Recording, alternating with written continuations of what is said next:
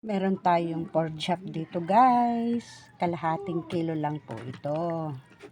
Yan yung pork chop. Lalagyan po natin ng kalamansi. Ayan.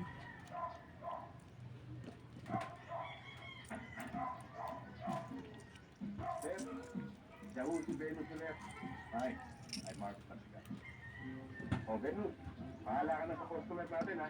Sige, pare. Sige, sit down. Huwag yun na pong anuhin yung kamay ko at malinis po bago ako humarap dito at asikasuhin tong pagbababad na to. Hinugasan ko muna maigi ang aking kamay kasi mas magandang nakakamay sa pag-aayos ng mga ulam. Basta siguraduhin lang na malinis ang kamay natin. Ayan, malinis po ang aking kamay. Guys, lagay po natin ang ating tinadtad na bawang. Ayan. Ayan guys, at ang ating pamintang durog. Ayan. Kita nyo. Ayan guys. Lagyan natin ng soda. Ayan.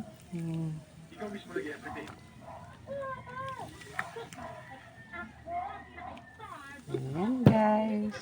Sarap ng ating ulam.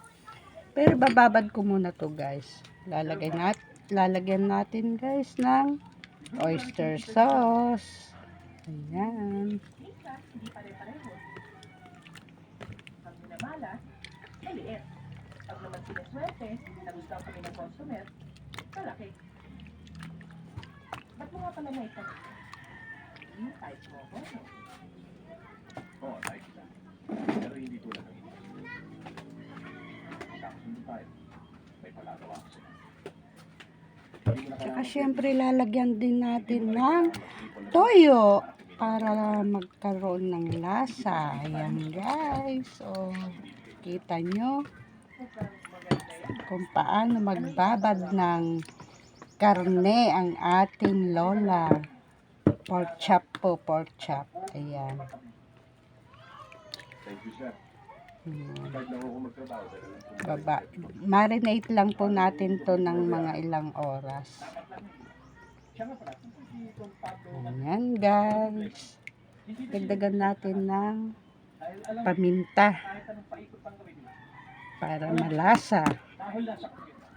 Ayan.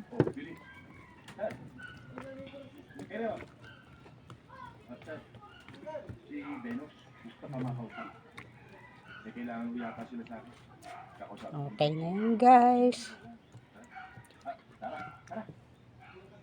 Nang ipapry yung binabad kong pork chop. Ayan guys. Iprito natin.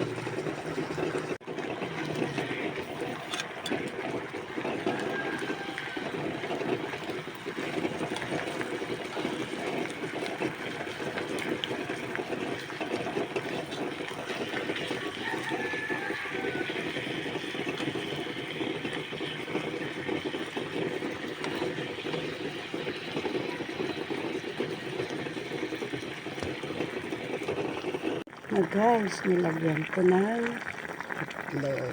Ayan. Ito nyo, may egg. Guys, lalagyan natin ng ring onion. Ayan. Special na naman po ang ating niluluto. Ayan guys, yung pork chop na minarinate natin.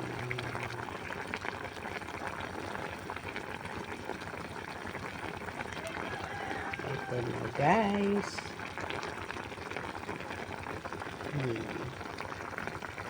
Na guys, ang luto na. Ayan. Kainin na. Thank you for watching.